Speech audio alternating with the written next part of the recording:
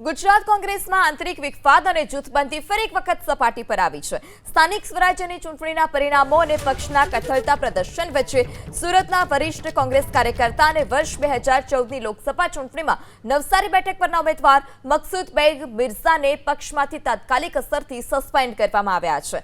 મકસૂદ મિર્ઝાએ તાજેતરમાં જ social media platform પર ગુજરાત પ્રદેશ કોંગ્રેસ સમિતિના પ્રમુખ અમિત ચાવડા વિરુદ્ધ સીધો મોરચો ખોલ્યો હતો અને પક્ષના નેતૃત્વ પર ગંભીર સવાલ ઉઠાવ્યા હતા, આરોપ કર્યા હતા અને તેઓએ વિવાદિત પોસ્ટ પણ કરી હતી, જેને કારણે પક્ષ હરકતમાં આવ્યો અને તેઓની સામે આકરી કાર્યવાહી કરી છે। મકસૂદ બેગ મિર્ઝાએ તાજેતરમાં જ સોશિયલ મીડિયા પ્લેટફોર્મ પર પક્ષની વિરુદ્ધમાં અનેક લખાણો અને ટિપ્પણી કરી હતી। આ લખાણોને કારણે પક્ષની છબી અને પ્રતિષ્ઠાને મોટું નુકસાન પહોંચ્યું હોવાની બાબતને હાઈકમાન્ડે અત્યંત ગંભીરતાથી લીધી છે। અને એક જો ગમતું ના હોય કે શું હકીકત છે, મેં ફક્ત એટલું કીધું, એટલું લખ્યું કે ભાઈ નૈતિકતાના ધોરણે હવે અમિતભાઈ ચાવડાએ રાજીનામું આપવું જોઈએ। અને પરંપરા છે, અમારી પાર્ટીની પરંપરા છે। 2019માં આખા દેશમાં અમે ચુનાવ હાર્યા અને અમારા એઆઈસીસીના પ્રમુખ આદરણીય રાહુલ ગાંધીજીએ સ્વૈચ્છિક રાજીનામું મૂક્યું કે આ પાર્ટીની હારની હું પોતે જિમ્મેદારી લઉં છું અને રાજીનામું આપું છું।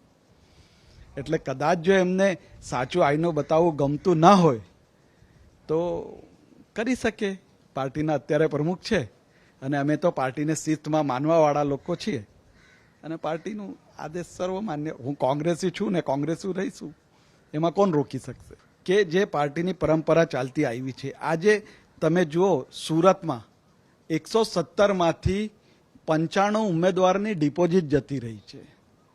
નવસારીમાં તમારી 5-5, 7-7 જિલ્લા પંચાયત બિનહરીફ થઈ જાય, તાલુકા પંચાયતો બિનહરીફ થઈ જાય, એક નગરપાલિકામાં મેન્ડેટ ના પહોંચે અને અમારે એ જિમ્મેદારી કોની? આખેર તો કોઈની જિમ્મેદારી હોવી જોઈએ ને। અને જો એ જિમ્મેદારી અમે લોકો બતાવીએ અને જો એનો સીધો સસ્પેન્ડથી આપતા હોય તો પાર્ટીનું સર્વમાન્ય છે, પાર્ટીનું ડિસિઝન। આવનાર દિવસોમાં આખા ગુજરાતમાં એક અવાજ નીકળી છે સુરતથી, એ આખા ગુજરાતમાં ફરશે અને ખબર પડશે કે એવા કેટલા નેતાઓ છે ગુજરાતમાં ને જે બહાર નીકળીને કહી શકીએ।